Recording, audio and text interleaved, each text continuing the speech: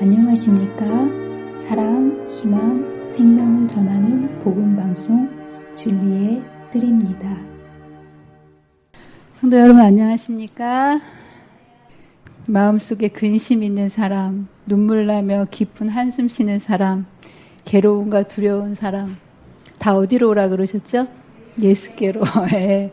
이러한 예수께로 나오신 저와 여러분이 오늘 말씀을 통하여 그 예수님을 꼭 만나고 쉼을 얻게 되시기를 간절히 바랍니다. 오늘은 아주 중요한 내용이기 때문에 말씀으로 바로 돌아가도록 하겠습니다. 지금 우리는 다니엘서에서 가장 중요한 핵심 부분인 다니엘 7장을 세 번째 시간을 공부하고 있습니다. 다니엘서 이 7장은 하나님의 나라를 대적하는 세상 나라가 어떤 나라인지를 표상을 통해서 네 마리의 짐승을 등장시키므로 마지막을 살아가는 우리들에게 어떻게 이 마지막 악의 세력들을 대적하며 살아갈 수 있는지에 대한 분명한 적이 누구인지, 적의 정체와 적의 전략들을 우리에게 설명해 주고 있습니다. 다니엘서 우리가 지난번에 공부했듯이 다니엘서 2장과 다니엘서 7장은 똑같은 예언을 설명하고 있습니다.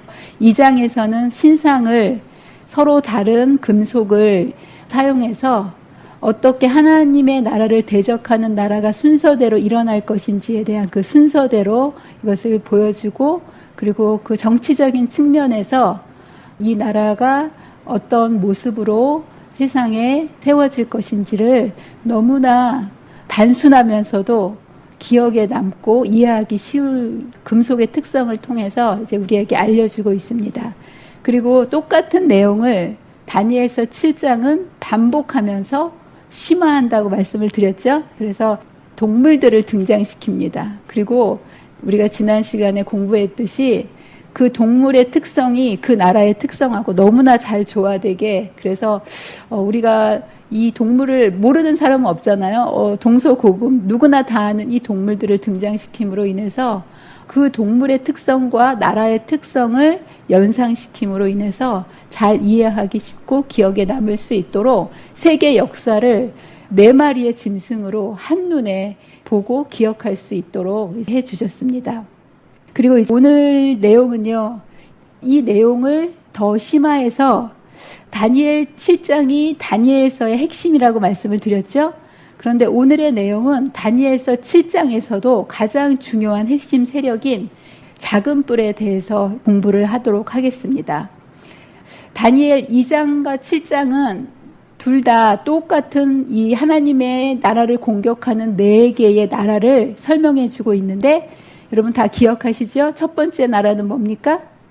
바벨론. 두 번째는 메데, 페르시아. 세 번째는 헬라. 그리고 네 번째는 로마입니다. 그리고 이 로마가 몇 개의 나라로 갈라지는 걸로 표현되어 있죠? 신상에서는 10개의 발가락을 통해서 2개의 동로마, 서로마로 갈라졌던 이 나라들이 이제 10개로 갈라지는 것을 발가락으로 표현을 했고요. 그리고 이 놀랍고 무서운 짐승으로 표현된 로마에서는 뿔이 10개로 표현이 되면서 여기까지는 다니엘 2장과 7장의 내용이 동일한 내용을 동물로 그리고 이 신상으로 표현이 됩니다. 그런데 다니엘 2장에서는 언급하지 않고 7장에서 새롭게 등장시키는 내용이 두 가지가 있는데요. 작은 뿔을 등장시키고요. 그리고 심판의 광경을 다니엘 7장에서 새롭게, 2장의 내용은 정치적인 측면이라면 다니엘 7장에서는 플러스 정치적인 국가의 모습과 더불어서 하나님의 백성을 공격하는 종교적인 면을 부각해서 이 두 가지의 내용을 첨가해서 보여주게 됩니다. 그리고 이 다니엘서에서 7장의 내용에서 다니엘이 이야기하고 싶은 내용은 앞에 있는 네 짐승이 아니었고요. 궁극적으로는 이 작은 뿔을 이야기해 주고 싶어서 사탄의 진짜 마지막 세력이 무엇인지를 작은 뿔을 강조해서 설명함으로 보여주고자 합니다. 그래서 여러분, 이 다니엘서의 예언은 어느 시대를 위해서 특별히 주신 예언입니까? 다니엘의 예언의 시작은 사실은 다니엘 바벨론부터 시작한 거는 맞아요. 그때 다니엘 시대에 기록된 예언서지만 특별히 다니엘서와 계시록은 어느 시대의 백성들을 위해서 주신 특별한 예언서냐면 마지막 시대를 위해서 주신 예언서입니다. 그래서 비록 다니엘서의 예언이 바벨론 시대부터 이어지긴 했지만 다니엘 책은요, 봉함된 책이었어요.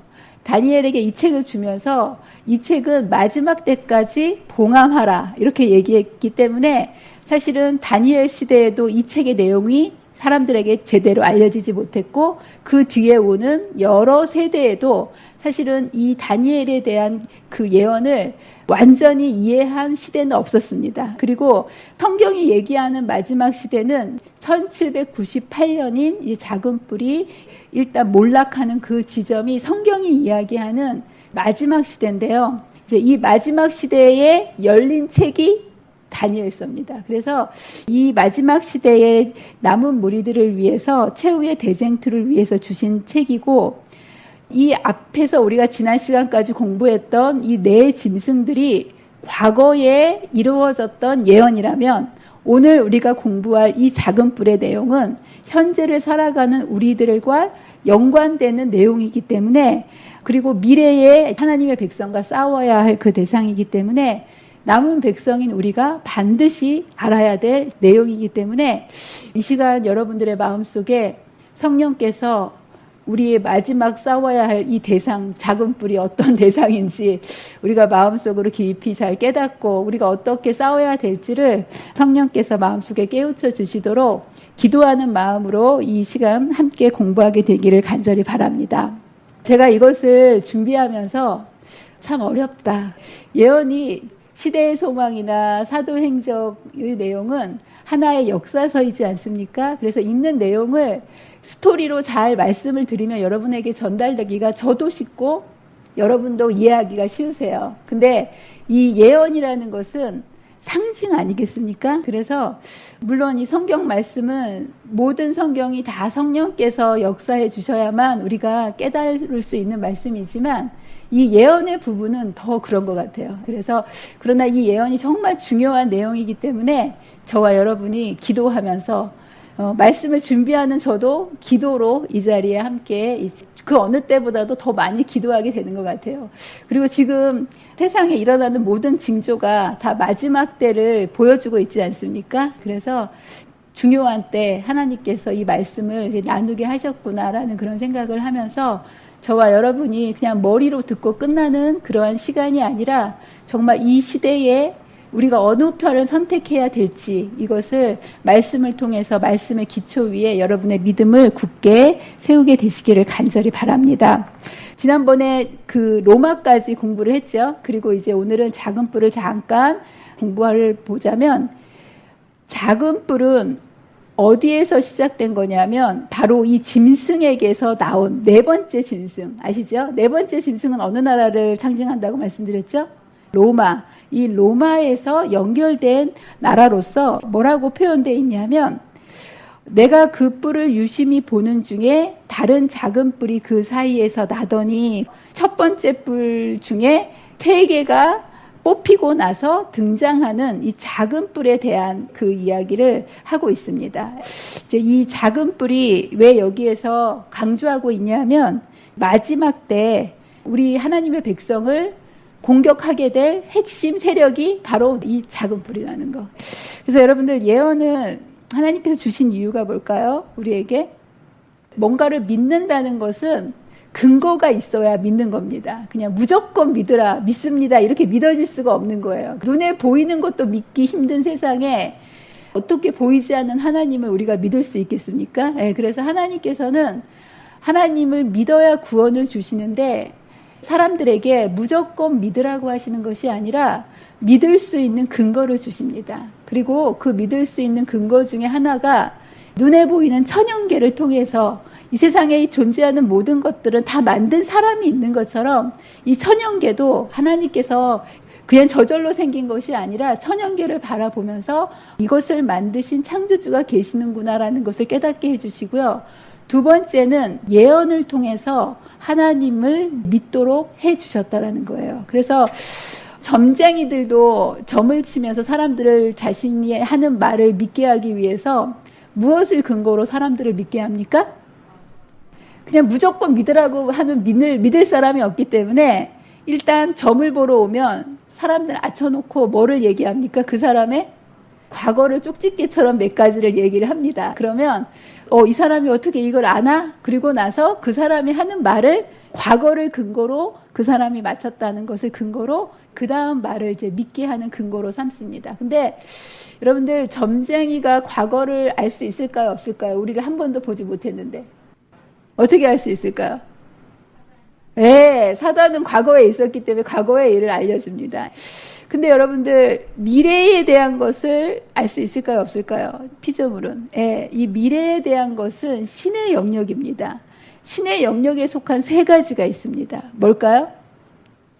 뭔가를 창조하는 창조력. 생명을 주는 거는 아주 자그마한 미생물이라 할지라도 피조물들은 절대로 만들 수 없습니다. 두 번째로는 마음을 아는 것. 그리고 세 번째는 뭡니까?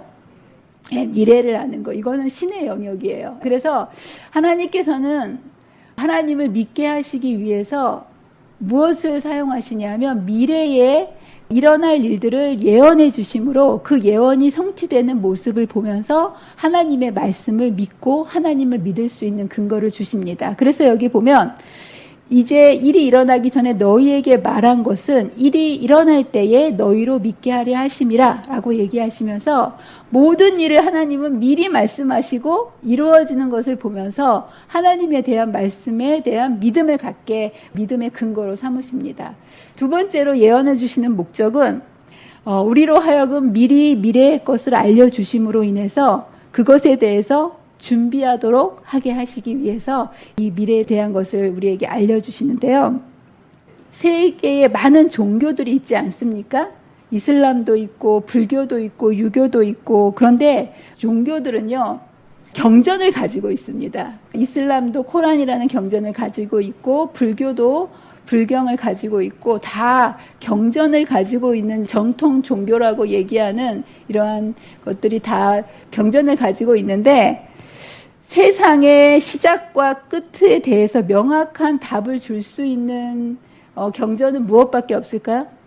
네, 성경밖에 없습니다. 왜냐하면 하나님만이 참신이시고 하나님만이 미래를 알 수 있기 때문에. 네, 그래서 하나님께서는 이렇게 예언을 알려주심으로 인해서 하나님께 대한 믿음을 갖게 해주시고 미래에 대한 사건에 대해서 알고 준비하도록 하나님의 백성들에게 너무나도 귀한 이 예언을 주셨습니다.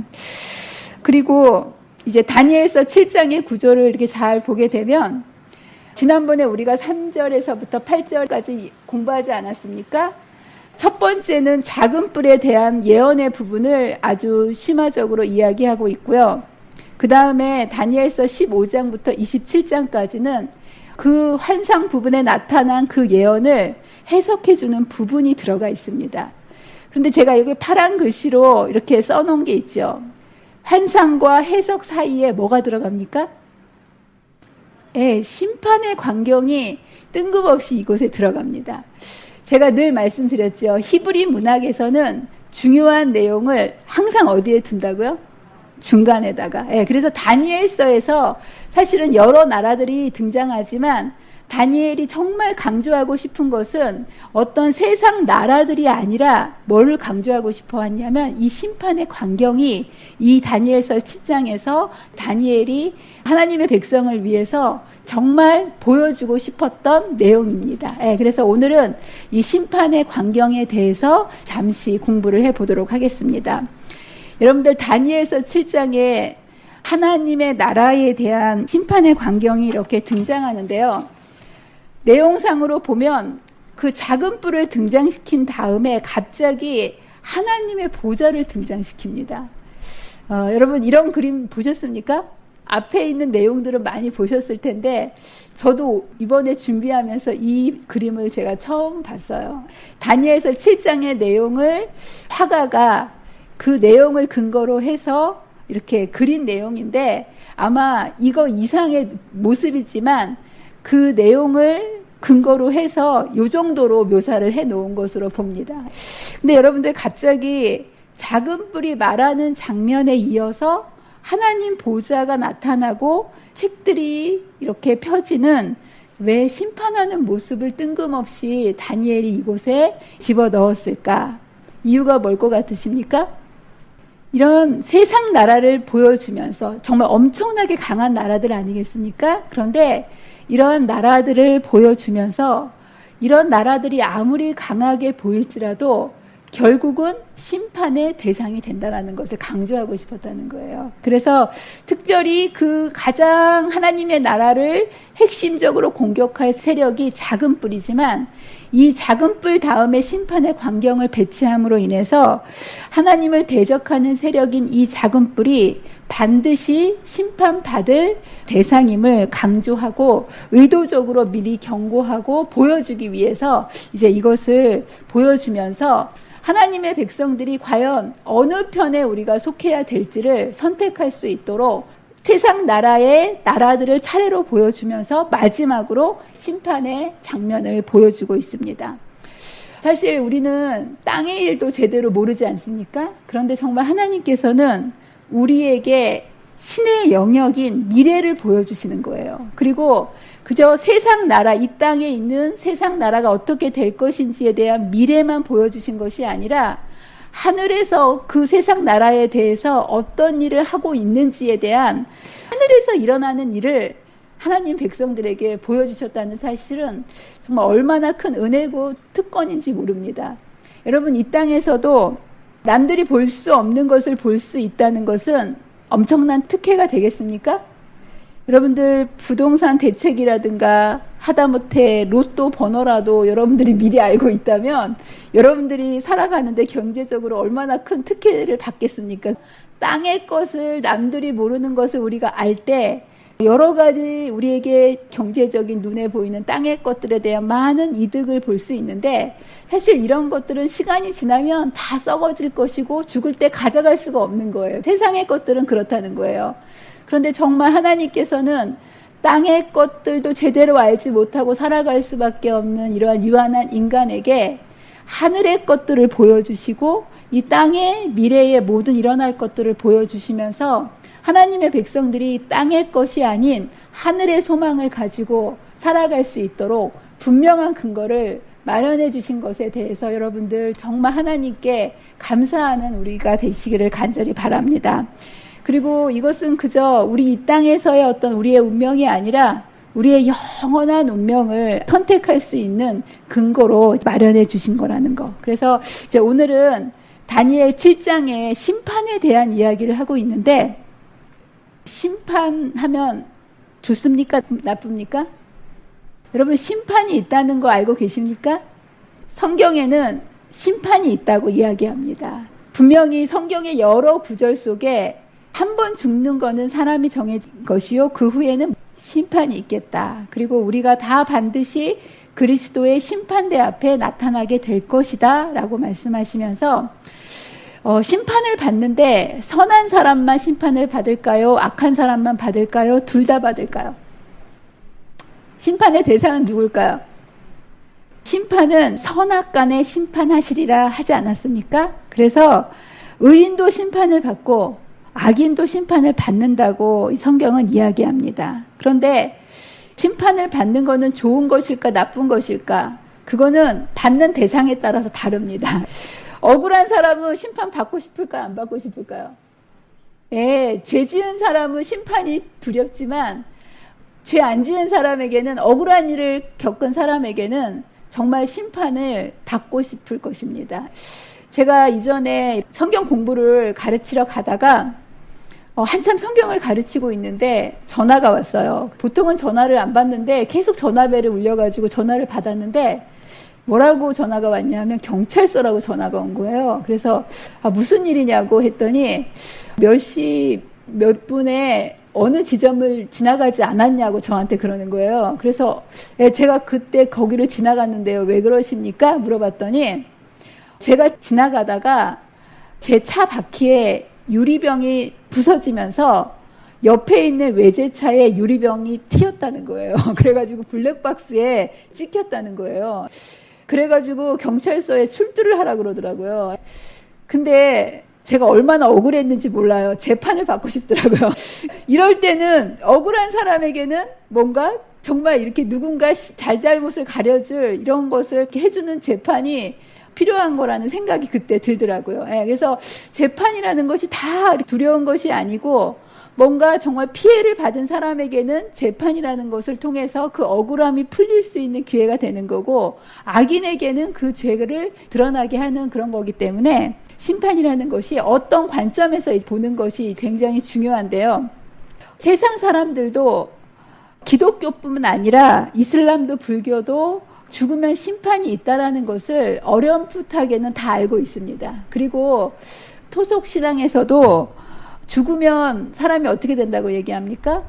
저승사자가 죽은 사람을 데려가다가 염라대왕 앞에서 잘잘못을 가려가지고 착한 일 많이 한 사람은 천당에 보내고 나쁜 일 많이 한 사람은 지옥에 보낸다는, 그냥 일반적으로 사람들도 어렴풋하게 이러한 심판이 있다라는 것은 알고는 있습니다. 그런데 우리 재림교회는 이러한 다른 종교와는 물론이고 같은 기독교 내에서도 심판에 대한 전혀 다른 교리를 가지고 있습니다. 보통은 죽은 다음에 바로 재판에 의해서 천당에 가든지 지옥에 가든지 연옥에 가든지 하는 그렇게 일반적인 죽은 다음에 바로 하는 심판이 있다고들 일반 기독교 내에서도 그렇게 이야기하고 있는데, 재림교회는 그렇게 이야기하고 있지 않습니다. 여러분, 재림교회는 어떻게 이야기합니까?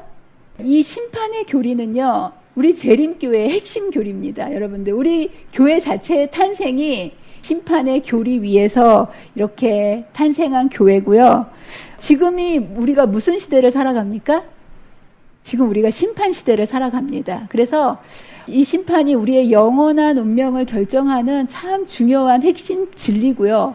사단은 이것을 알기 때문에 이것을 계속 공격하는 그런 시대를 우리가 살아가고 있고, 사단은 어떻게 해서든지 이 심판의 진리를 가리고 사람들로 하여금 깨닫지 못하도록 함으로 인해서 생명으로 가는 길을 막으려고 하는 그런 시도를 하고 있다는 거.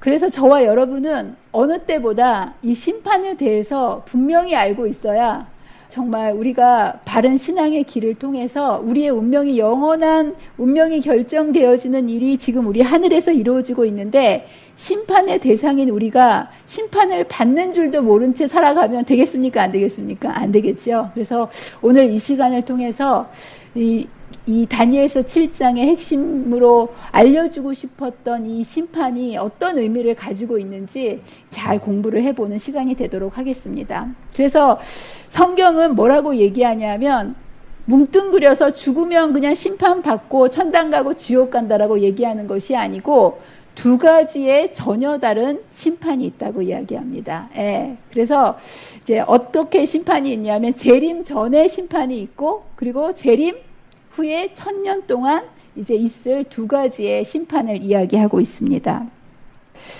우리는 모두 죄인입니다. 맞습니까?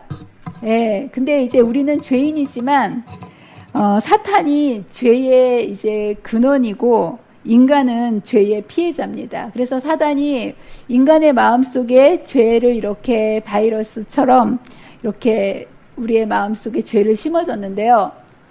여러분들, 죄는요, 바이러스처럼 단독으로 존재하는 것이 아니고 항상 어디에 들러붙어서 존재합니까? 사람의 마음에. 예, 마음에 이제 죄는 있는데, 그래서 이 사람의 마음 속에 이제 죄를 짓고 난 다음에 이 마음 속에 죄가 인간의 힘으로서는 어찌할 수 없기 때문에, 죄의 싹은 사망이기 때문에 모든 인류가 죽을 수밖에 없는 운명으로 이제 처해진 겁니다. 그래서 이 죄 문제를 해결하실 수 있는 유일한 분이 계시는데 누구예요? 예수님입니다. 이 죄의 문제를 해결하실 수 있는 분은 이 우주에 예수님밖에 없으신 거예요. 그래서 예수님이라는 이름의 뜻이 무엇입니까?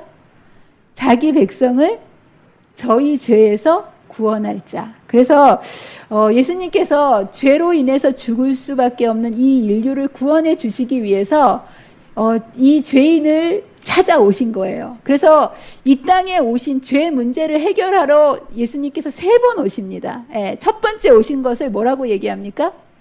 초림이라고 얘기합니다. 그리고 두 번째 오실 것을 재림이라고 얘기하고요. 그리고 궁극적으로 이제 3번째 오실 건데 그것은 삼림이라고 얘기합니다. 근데 이게 왜 오시는 거냐 하면 결국은 죄 문제를 해결하기 위해서 오시는 거예요. 첫 번째 오시는 것은 죄로부터의 구원, 사람의 마음속에 있는 이 죄를 분리시켜서 죄를 처리해 죄로부터 우리를 구원하시기 위해서 이 땅에 오셔서 예수님께서 정말 인간으로서는 죄로부터 이 분리될 수 없는 이 죄를 예수님께서 십자가에 돌아가심으로 인간의 죄를 누가 뒤집어 쓰신 거예요? 예수님께서 뒤집어 쓰이심으로 십자가 위에서 이 죄 문제를 해결하시기 위해서 이 땅에 오셨습니다. 그렇다면 예수님께서 이제 죄 문제를 인간의 마음속에 있는 죄 문제를 완전히 분리시키셔서 그 죄를 예수님께서 다 가져가신 거거든요. 그렇다면 예수님은 재림 2번째 오시는데 2번째는 왜 오실까요? 죄악 세상으로부터 죄가 분리된 의인들을 데려가시기 위해서. 첫 번째는 그 죄를 분리시키시기 위해서 오신 거고요. 2번째는 분리된 그 의인들을 죄악 세상으로부터 데려가시기 위해서 오십니다. 그리고 3번째는 그럼 왜 오실까요? 죄를 도말하시기 위해서 오십니다. 그런데 여러분들, 죄는요 어디에 존재한다 그랬죠? 사람들의 마음속에. 그래서 이 초림을 통해서 죄 문제를 해결해 놓으신 그 예수님을 믿음으로 받아들인 그 사람을 의인이라고 얘기합니다. 죄를 안 지은 사람을 의인이라고 얘기하는 게 아니고, 인간은 의인은 없나니 하나도 없어요. 다 죄인입니다. 그런데 의인은 뭐를 의인이라고 얘기하냐면 그 죄를 예수님께 드린 사람을 의인이라고 하고, 그 의인을 첫째 부활을 통해서 살리시고 하늘에 데려가신 거예요. 그런데 이제 이 죄가 남아 있습니다. 그런데 죄가 어디에 남아 있습니까? 사람들의 마음이죠. 이것을 믿지 않고 죄를 품고 있는 사람, 죄를 도말하기 위해서 이 땅에 오시는데, 왜 죄인을 3번째 오셔가지고 죄악 세상을 도말하시냐면 죄로부터 분리되지 않았기 때문에 죄를 도말하시면서 죄인도 같이 죽을 수밖에 없는 것. 그래서 성경은 2가지의 부활을 얘기하는데 생명의 부활이 있고 심판의 부활이 있다라고 이렇게 이야기하는데, 왜냐하면 첫째 부활을 통해서 죄가 분리된 의인들을 데려가시고 둘째 부활을 통해서 죄를 도말하셔야 되니까 죄가 분리되지 않은 죄인을 도말하시기 위해서는 악인들이 부활할 수밖에 없는 거. 그래서 이렇게 이 일을 하시게 되고요. 성경이 얘기하는 2가지의 심판의 종류가 있는데, 그렇기 때문에 재림 전에 있을 심판, 그래서 1844년부터 재림 직전까지 이루어지는 심판이 있고요. 이 심판은 대상을 누구로 심판하는 대상이라는 거예요? 여기 뭐라고 써 있습니까? 의인들. 왜냐하면 하늘에 데려가셔야 되니까.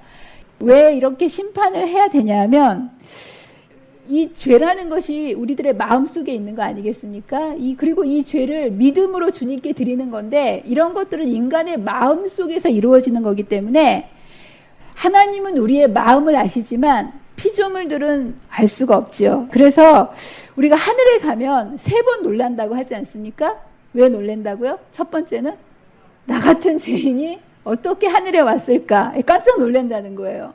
2번째는 왜 놀란다고요? 저 집사님, 저 장로님, 저 목사님, 저 사모님 올 줄 알았는데 꼭 올 것 같았는데 못 왔네? 하고 올 것 같았는데 못 온 사람 때문에 놀란다는 거예요. 3번째는 왜 놀란다고요? 저 사람은 올 것 같지 않았는데 어떻게 왔을까? 이렇게 놀란다는 거예요. 그래서 이 구원의 문제는요, 겉으로 드러나는 행위의 문제가 아니고 마음의 문제이기 때문에 이 구원을, 왜 저 사람이 구원을 받았을까? 이것에 대해서 피조물들이 알 수가 없는 거예요. 그래서 저 사람은 왜 하늘에 데려가고 왜 저 사람은 멸망해야 되는지에 대한 것들을 공정하게 하기 위해서는 심판의 과정을 온 우주 앞에서 보여줘야만 하기 때문에 심판의 과정이 필요한 거라는 거예요.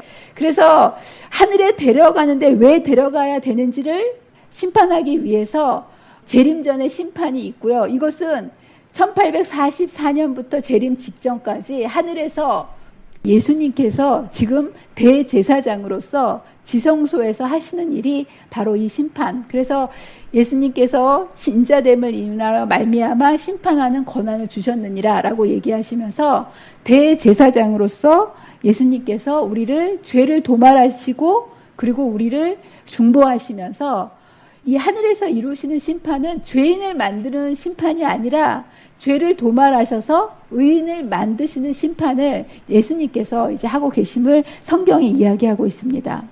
두 번째는 재림 이후에 의인들이 하늘에 가서 이루어지는 1000년 동안에 이루어지는 심판이 이루어지는데요. 이거는 대상은 누구를 대상으로 심판을 하는 걸까요? 구원받은 의인들이 1000년 후에 이 땅에 다시 내려와서 새 예루살렘이 내려왔을 때 악인들을 소멸할 때 왜 악인들이 소멸돼야만 하는지 억울하면 되겠습니까? 안 되겠습니까? 여러분 북한 공산당도 인민 재판을 해서 심판을 하지 않습니까? 하나님은 공의의 하나님이시기 때문에 의인이든 악인이든 재판 과정 없이 사람의 운명을 결정짓지 않으십니다. 그래서 성경이 얘기하는 두 번째 심판은 1000년 기간 동안에 구원받은 의인들이 하늘에서 왕로로 타면서 심판을 하게 되는데요. 그것을 고린도전서 6장 3절에 우리가 천사를 심판할 것을 너희가 알지 못하느냐라고 얘기해서 이 천사는 하늘에서 쫓겨난 악한 천사들을 하나님의 그 구원받은 백성들이 악인들과 함께 천사들을 심판할 것을 여기에서 분명히 얘기하면서 1000년 동안에 이러한 재림 후에 심판이 있을 것을 이야기하고 있습니다. 자, 그러면서 다니엘서 7장 13절에는 이러한 말씀이 나옵니다. 여러분들 이 광경이 재림의 광경인지 심판의 광경인지 성경절을 보면서 한번 잘 봐보세요. 내가 또 밤 한상 중에 보니 인자 같은 이가 하늘 구름을 타고 와서 옛적부터 항상 계신 이에게 나아가 그 앞으로 인도되매. 인자 같은 이가 누굴까요? 여기서 얘기하는 인자 같은 이? 뭘 타고 왔다는 거예요? 구름을 타고 온다는 거예요. 근데 여기서 누구한테로 나간다고 표현되고 있습니까? 옛적부터 항상 계신 이에게 나아간다. 그림으로 이것을 이렇게 표현하면 이런 모습이에요. 예수님이 구름을 타고 이렇게 나아가는 모습인데요. 이 모습은 여러분 생각에 재림의 모습일까요? 아니면 심판의 모습일까요? 여러분들 이런 그림 보셨습니까? 네. 다니엘 7장에 이 내용이 묘사되어 있는데 이 모습은 어떤 모습을 성경에 묘사해 놓은 걸까요? 구름을 타고 오시는 것 같으니까 여러분들 재림 같지 않으십니까? 그래서 오늘 이 모습이 도대체 무슨 모습인지를 한번 공부를 해보도록 하겠습니다. 이 모습은요, 재림의 모습이 아니고 예수님께서 심판을 하시기 위해서 성소 사역을 하시다가 하나님의 보좌가 있는 지성소로 들어가시는 그 장면을 다니엘 7장에서 이렇게 묘사를 해놓고 있는 거예요. 그래서 이제 이 심판의 광경을 오늘 하나하나 하늘에서 지금 어떤 광경이 펼쳐지고 있는지 하늘 모습으로 날도 더운데 여러분들을 모시고 가도록 하겠습니다. 자, 여기 보면 내가 보니 왕자가 놓이고 외적부터 항상 계시니가 좌정하셨는데 라고 얘기하면서 하늘의 모습을 이렇게 묘사하고 있습니다. 왕자가 놓였고, 왕자가 뭔지 보이십니까? 이거보다 더 멋있는 걸 거예요, 분명히. 근데 인간의 상상력으로 그냥 이 정도만 그려놓은 거예요. 그래서 왕자가 놓였고 옛적부터 항상 계신 이가 좌정하셨는데 라고 하면서 누군가가 이 보좌 위에 앉아 계신 거예요. 그리고 그의 옷은 어떻게 묘사되어 있냐면 희기가 눈과 같고 머리털은 깨끗한 양털 같고 그의 보좌는 불꽃이라는 거예요. 네, 여기는 불꽃을 어떻게 묘사할 길이 없어가지고 이렇게 색만 이렇게 묘사를 했고, 그러면서 그의 바퀴는 타오르는 불이며 불이 강처럼 흘러서 그의 앞에서 나온다라는 거예요. 여러분 이제 여기 물이 떨어지는 폭포처럼 뭔가 이렇게 묘사되어 있는데 원래 물 색깔은 파란색으로 묘사를 해야 되는데 여기는 불이 거기에서 흘러나오는 것처럼 묘사됐기 때문에 여기 보면 이런 모습으로 표현이 되어 있습니다. 그러면서 그를 섬기는 자는 천천히요. 그 뒤에 천사들의 모습 보이십니까? 그리고 그 앞에 그를 섬기는 자는 만만이며 심판을 베푸는데 책들이 펴져 있더라 라고 이제 이 모습을 하늘에서 이루어지는 심판장의 모습을 이렇게 묘사해 놓고 있습니다. 재판 받으러 가본 적 있으십니까? 재판장의 모습을 본 적은 있으십니까?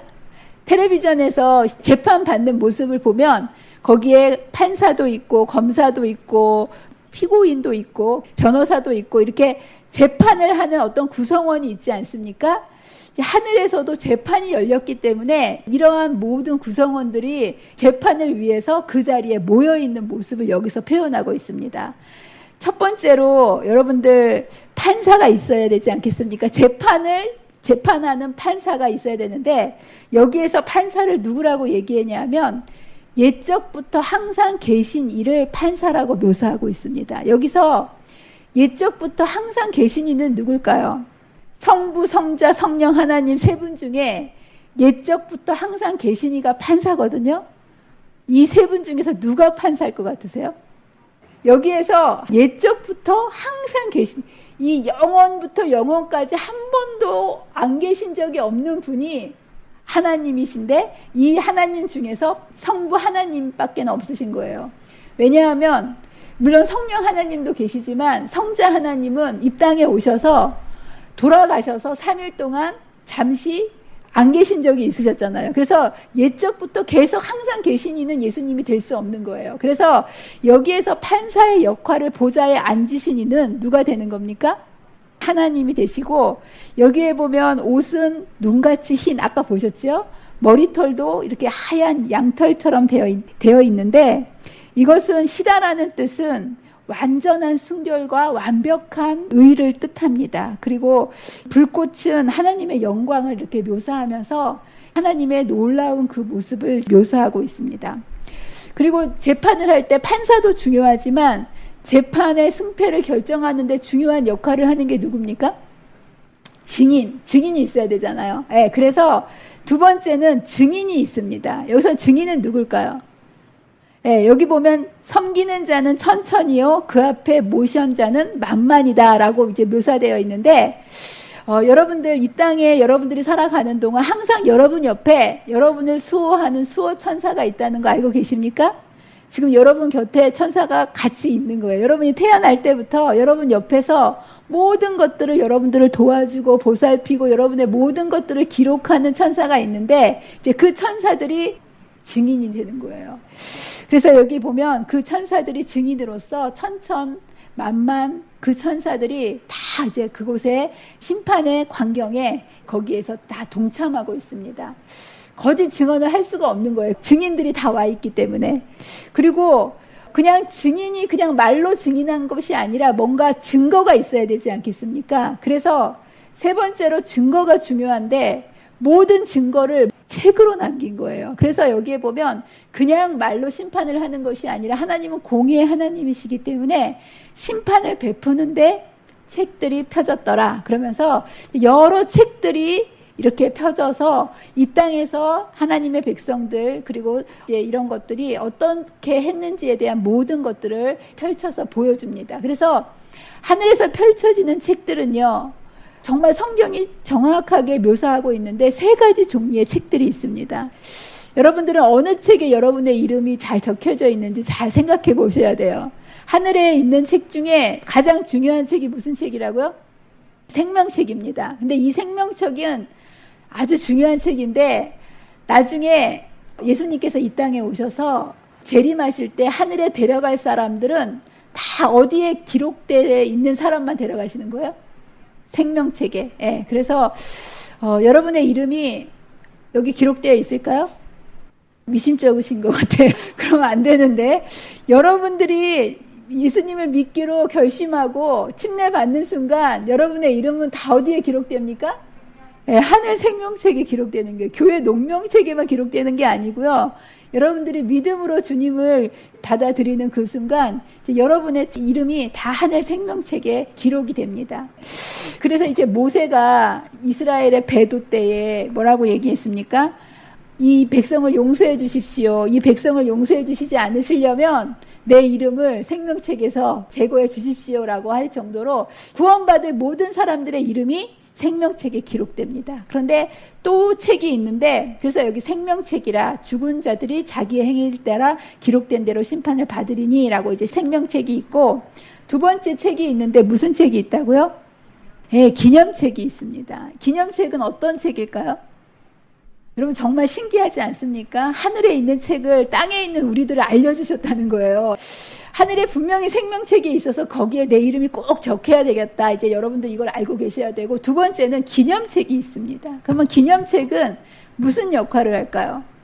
기념책은 성도들의 선한 행실을 다 기록해서 우주의 교과서로 나중에 사용하기 위해서 기록해 놓는 책입니다.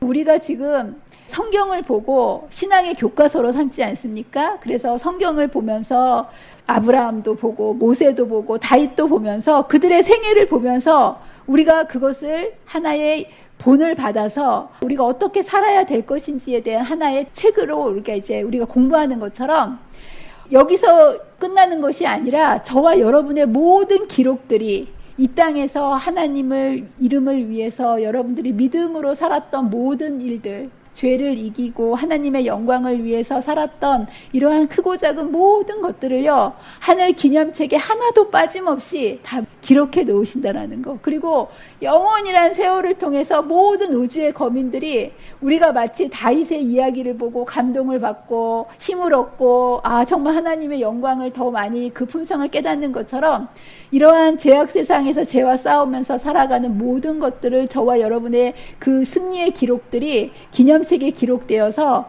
온 우주의 끝없는 세월 동안 모든 사람들이, 온 우주 거민들이 보고 깨달을 수 있도록 기념책으로 제작된다라는 거. 그렇다면 여러분들이 날마다 어떻게 살아야 되겠습니까? 예, 여러분들이 살아가는 모든 모습들, 그런 것들이 다 하늘 기념책에 기록된다라고 여러분 생각하면 아무렇게나 살면 되겠습니까? 안 되겠습니까? 안 되겠죠. 그래서 이렇게 생명책이 있고 기념책이 있고, 여호와를 경외하는 자와 이름을 존중히 여기는 자를 위하여, 이렇게 살아가는 모든 사람의 행적이 여호와 앞에 있는 기념책에 기록하였느니라 라고 얘기하면서 분명하게 이것을 이제 기록해 놓으신다고 얘기하십니다. 또 하나의 책이 있는데 무슨 책이 있다고요? 죄의 책이 있습니다. 근데 이 책은 여러분들이 기록되면 안 되는 책이에요. 그렇지만 여러분들이 살아가면서 좋은 일, 선한 일, 예수의 믿음으로 이겼던 모든 일들이 기념책에 기록되는 것처럼 여러분의 모든 악한 행실도 죄의 책에 기록됩니다.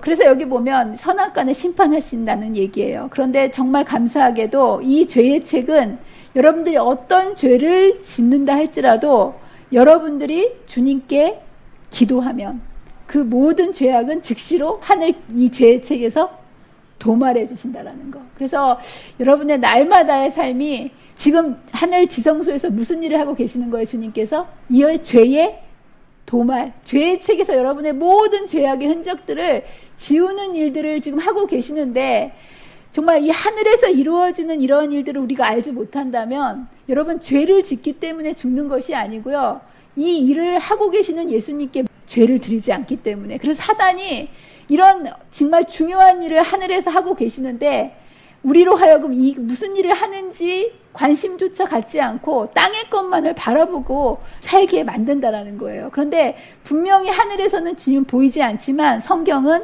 이러한 일들을 이루고 있다라고 이야기하고, 지금 이 일들은 우리의 영원한 운명을 운명짓는 아주 중요한 일들이라는 것을 성경은 우리에게 알려주고 있습니다. 자, 그렇다면 심판의 대상은 무엇이라고 이야기합니까? 위에서 이런 심판들이 이루어지고 있는데요. 여기에 보면 7장 11절에 그때의 작은 뿔, 그래서 그 하늘에서 지금 이루어지는 심판의 대상이 무엇을 대상으로 심판이 이루어지고 있냐 하면 작은 뿔, 아까 하나님의 백성을 대적하는 핵심 세력이 뭐라고 말씀드렸습니까? 작은 뿔이라고 말씀드렸죠. 이 작은 뿔이 보기에는 사탄의 대리자로 하나님의 백성들을 대적하는 이제 핵심 세력으로서 하나님의 백성들을 핍박할 것이지만 결국 이 작은 뿔의 운명은 어떻게 될 거라는 거예요? 상한 바 돼서 타오르는 불에 던져졌으며 심판의 대상이 된다라는 거예요. 그런데 그 남은 짐승들은 그 권세를 빼앗겼으나 그 생명은 보존되어 정한 시기가 이르기를 기다리게 되었더라라고 이야기하면서 짐승들과 작은 뿔이 심판의 대상으로 결국 죽은 것처럼 이제 멸망하게 될 것이지만 마지막 때 정한 시기가 이르기를 기다리게 되었더라라는 것은 뭐냐면 죽은 것처럼 보였던, 여러분 로마도 망하고 헬라도 망하고 작은 뿔도 지금 망한 것처럼 보이지 않습니까?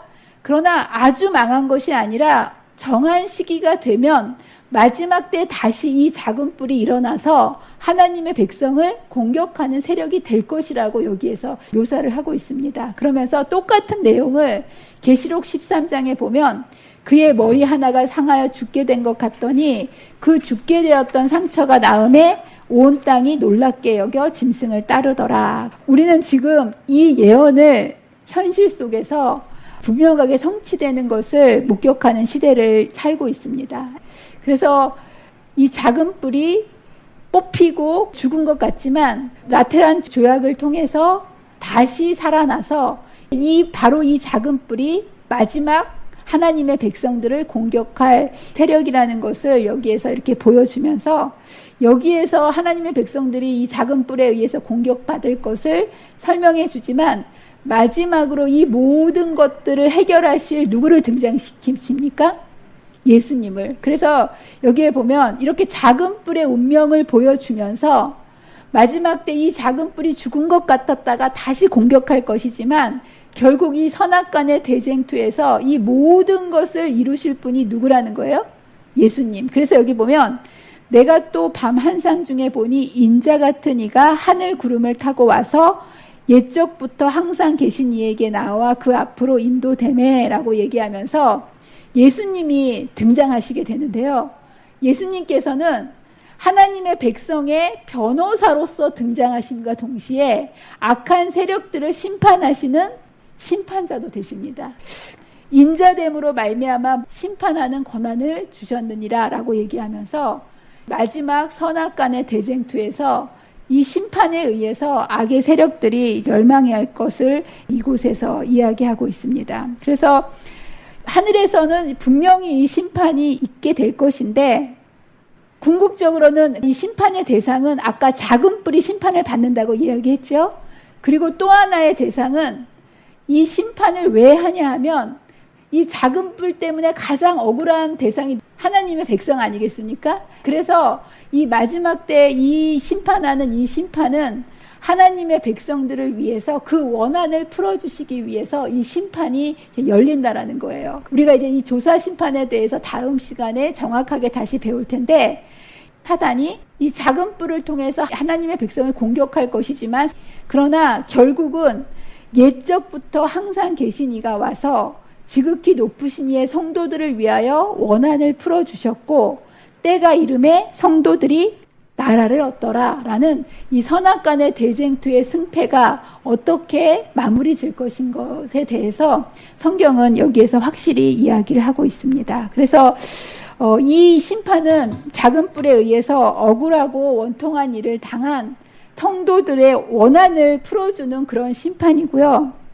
이 땅의 전쟁에서는 어느 편에 속해 있는지에 따라서 승패가 달라집니다. 지금 우리나라 전쟁이 있어도 그렇고 올림픽이 있어도 그렇고 내가 어느 나라에 속해 있는지는 내가 선택할 수 있습니까? 없습니까?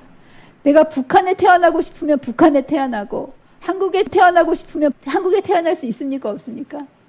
예, 나라를 선택할 수가 없어요. 그냥 우리는 태어나면 그게 운명이 그냥 남한에 태어난 건 남한 사람이 되는 거고요. 북한에 태어나면 북한에 태어난 것이지 내가 나라를 선택할 수는 없습니다. 근데 여러분 선악간의 싸움은 정말 감사하게도 우리의 영원한 운명이 결정되는 싸움인데요. 나라를 누가 선택하는 싸움이라는 거예요? 네, 저와 여러분이 선택하는 싸움이고요. 어느 편에 속해 있느냐에 따라서 그 싸움의 결과가 우리의 영원한 운명을 결정하게 되는데, 우리가 하나님의 나라를 선택하게 될 때 우리의 영원한 운명을 우리가 선택할 수 있도록 이제 하나님께서 해주셨다라는 거. 그래서 심판의 광경을 왜 보여주셨을까요? 모든 시대마다 항상 악이 강한 것 같습니까? 선이 강한 것 같습니까? 하나님의 백성은요, 너무 연약한 것 같아요. 세상 나라에 비하면. 그러나 하나님 나라에서 지금 하늘에서 보여주신 이 심판의 광경은 우리로 하여금 선악간의 대쟁투에서 우리가 어느 편을 선택해서 살아야 할지를 보여주시면서, 이 땅에서 하나님의 백성은 굉장히 미약하고 도무지 세상 나라를 이길 것 같지 않는 세상 나라 앞에서 너무 연약하게 보이는 백성이지만, 하늘에서는 하나님의 백성을 신원하고 있는 이러한 심판의 광경이 펼쳐져 있고, 이 심판을 대제사장 되시는 예수님께서 우리를 위해서 신원하고 계시고, 이 심판은 우리를 죄인을 만들고자 하는 그러한 심판이 아니라 우리의 죄를 도말하시고 우리를 정결케 하심으로 인해서 죄인인 우리를 의인으로 만드셔서 데리고 가시기 위한 이러한 심판이 이루어지고 있음을 보여주시면서, 이 시대에 우리가 눈에 보이는 세상 나라에 굴복할 것인가, 아니면 보이지 않지만 영원한 하나님 나라를 우리가 마음속에 두고 믿음에 굳게 서서 하나님 편에 설 것인가를 우리가 결정할 수 있도록 하늘에서 이루어지는 이 심판 광경을 보여주시면서 우리로 하여금 영원한 하나님의 나라를 선택할 수 있도록 예언을 통해서 보여주셨다는 사실, 여러분 너무나 감사하지 않습니까? 그래서 저와 여러분들이 재림교회들이 가지고 있는 많은 교리들은요, 일반 개신교들도 공유하고 있는 이런 교리들입니다. 우리가 갖고 있는 독특한 교리가 안식의 교리지만, 여러분 안식의 교리도 다른 교파에서도 제7일 안식교가 있어요. 그런 것처럼 이 안식일 교리는 또 다른 사람도 안식일을 지키는 이런 교파가 있고, 침례교에서도 침례를 받는 이런 게 있는데, 이 제7일 안식일 예수 재림교회만 가지고 있는 유일한 교리가 뭔지 아십니까? 바로 이 하늘에서 벌어지는 조사 심판에 대한 교리입니다. 왜냐하면 이것이 우리의 교단의 뿌리가 되는 이 핵심 교리고요. 이것을 통해서 하나님의 백성들의 시선을 땅에서 하늘에 있는 곳으로 예수님께서 무엇을 하고 계시는지를 보여줌으로 인해서 마지막 때 우리의 신앙의 근본을 어디에다 뿌리를 두고 준비해야 될지를 알려주시기 위해서 특별히 하나님의 백성들로 하여금 이 진리를 보존하고 전달하게 해주셨다라는 거. 그래서 그 어느 때보다 이 교리가 요즘에 많은 공격의 대상이 되는 걸로 제가 알고 있습니다. 그래서 저와 여러분이 말씀을 통해서 저와 여러분의 신앙을 이 진리 가운데 올바로 세우셔서 마지막 때가 될수록 하늘에서 대제사장으로서 우리 예수님께서 우리를 위해서 무엇을 하고 계시는지, 믿음의 주여 온전케 하시는 이 예수님께서 하늘 대제사장으로서 우리의 죄를 도말하시고 정결케 하시는 이 사업을 하고 계신다는 사실을 여러분 기억하시면서 여러분의 모든 죄를 대제사장이신 예수님께 맡기시고 믿음으로 굳게 설 수 있는 저와 여러분이 되시기를 간절히 바라면서 말씀을 마치도록 하겠습니다. 기도하겠습니다. 사랑과 은혜가 많으신 하나님 아버지, 땅의 것만을 바라보고 살 수밖에 없는 연약한 우리들에게 예언을 통해서 보이지 않는 하늘에서 대제사장으로서 예수님이 우리를 위해서 무엇을 하고 계시는지를 믿음의 눈으로 말씀을 통하여 바라볼 수 있도록 도와주셔서 감사합니다. 이 마지막 징조가 여기저기에서 일어나는 이러한 마지막 때를 살아가면서 땅의 것들에 우리의 시선을 빼앗기지 않도록 도와주시고, 믿음의 눈으로 대제사장이신 예수님이 우리의 모든 죄를 도말하시고 우리를 데리러 오시기 위하여 신원하고 계시는 우리 예수님을 믿음의 눈으로 바라보므로 날마다의 우리의 죄를 주님께 드리고 주님의 생명을 믿음으로 받음으로 우리의 소망이 늘 하늘에 있는 귀한 백성으로 살아가다가 주님 오시는 그날, 기쁨의 날에 주님을 맞이할 수 있는 귀한 성도의 삶을 날마다 살아갈 수 있도록 약속하신 성령님 저희들과 늘 함께하여 주시기를 사랑과 은혜가 많으신 예수님의 이름으로 간절히 기도합니다.